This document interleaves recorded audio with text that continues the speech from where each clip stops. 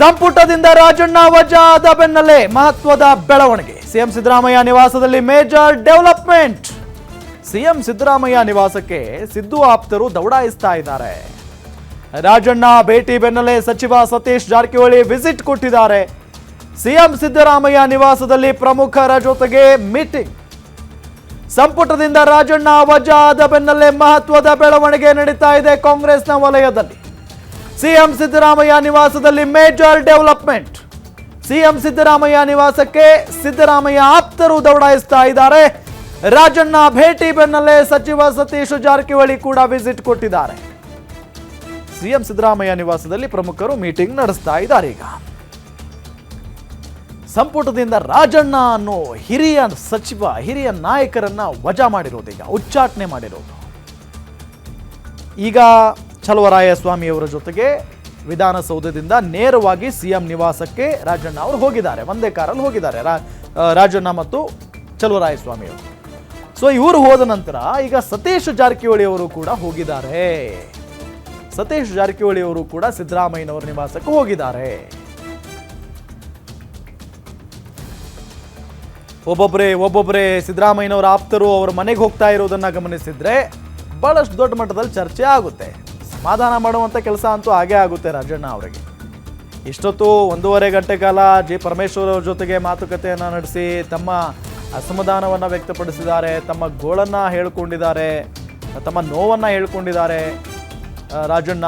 ಈಗ ಸಿದ್ದರಾಮಯ್ಯನವ್ರ ಮುಂದೆ ಅಫ್ಕೋರ್ಸ್ ಸಿದ್ದರಾಮಯ್ಯನವರು, ಯಾಕೆಂತ ಅಂದರೆ ಕೆ.ಎನ್. ರಾಜಣ್ಣ ಇದ್ದಾರಲ್ಲ, ಪ್ರತಿ ಹಂತದಲ್ಲೂ ಕೂಡ ಸಿದ್ದರಾಮಯ್ಯನವರ ಮುಂದೆ ನಿಂತ್ಕೊಂಡವರು.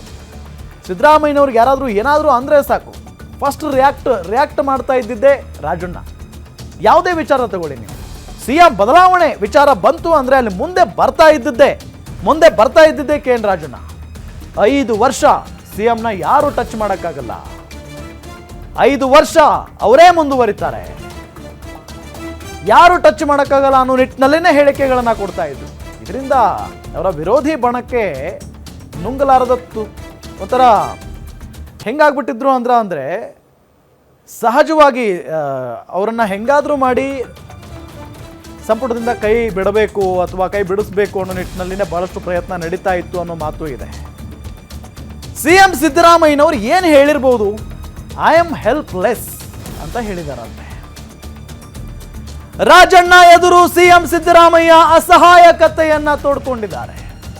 ಹೈಕಮಾಂಡ್ ಆದೇಶವನ್ನ ಪಾಲಿಸಿದ್ದೇನೆ, ಐ ಆಮ್ ಹೆಲ್ಪ್ಲೆಸ್ ಅಂತ ಹೇಳಿ ಸಿಎಂ ಸಿದ್ದರಾಮಯ್ಯ ಅವರು ಹೇಳಿದ್ದಾರೆ.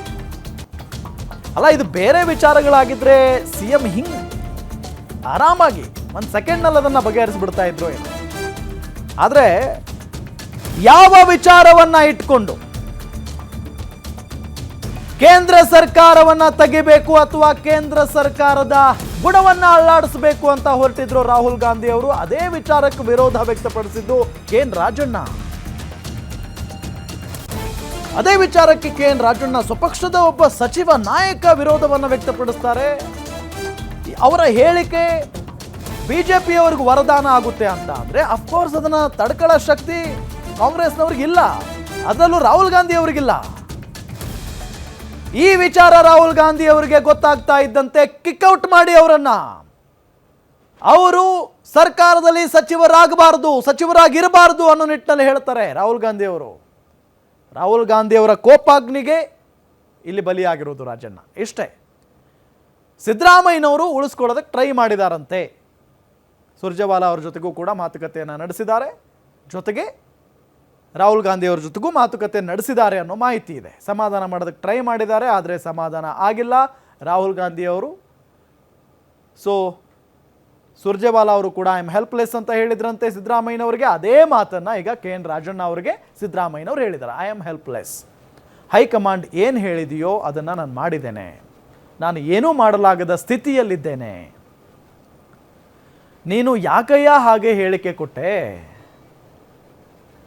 ಈಗ ಫ್ರೆಂಡ್ಸ್ ಎಲ್ಲ ಕೂತಾಗ ಮಾತಾಡ್ತಿರ್ತಾರಲ್ಲ, ನೀನು ಯಾಕಪ್ಪ ಹಂಗೆ ಮಾಡಿದೆ ಅನ್ನೋ ಥರ, ನೀನು ಯಾಕಯ್ಯ ಹಂಗೆಲ್ಲ ಹೇಳಿಕೆ ಕೊಡಬಾರ್ದಾಗಿತ್ತು ಇಂಥ ಹೇಳಿಕೆಯನ್ನು ಅಂತ ಹೇಳಿ ಸಮಾಧಾನ ಮಾಡೋ ನಿಟ್ಟಿನಲ್ಲಿನೇ ಮಾತನಾಡ್ತಾ ಇದ್ದಾರೆ ಸಿಎಂ ಸಿದ್ದರಾಮಯ್ಯನವರನ್ನು ಮಾಹಿತಿ ಬರ್ತಾ ಇದೆ.